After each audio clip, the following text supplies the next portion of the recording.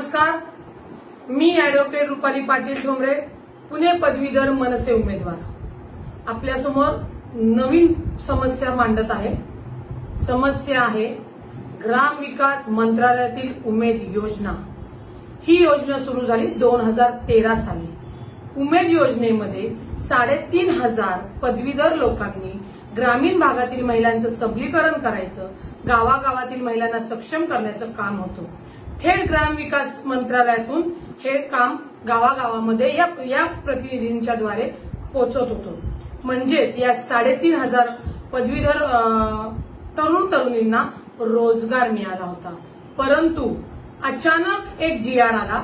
त्या जीआर मध्ये हे कंत्राटी कर्मचाऱ्यांचं कॉन्ट्रॅक्ट रद्द करावं आणि हे कॉन्ट्रॅक्ट रद्द करून एका खाजगी कंपनीला देण्यात आलं। त्यामुळे एका रात्रीत हे माझे बंधू भगिनी, माझे तरुण तरुणी बेरोजगार झाले। त्यांची दिवाळी अंधारात गेली। मला एवढंच सांगायचंय उमेदच्या या कंत्राटी कर्मचाऱ्यांना की हे कॉन्ट्रॅक्ट खाजगी कंपनीला जाता कामा नये, यासाठी मी आवाज उठवणार आहे आणि मनसे स्टाईल याचा मार्ग काढणार आहे। मी तुमच्या पाठीशी नाही तर सोबत आहे।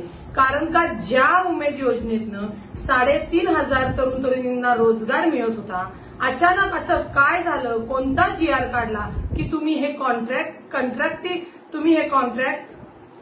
खाजगी कंपनीला देत आहात? हे न समजणारे इतके लोक मूर्ख नाही, याची जाण सरकारने ठेवली पाहिजे, शासकीय अधिकाऱ्यांनी ठेवली पाहिजे।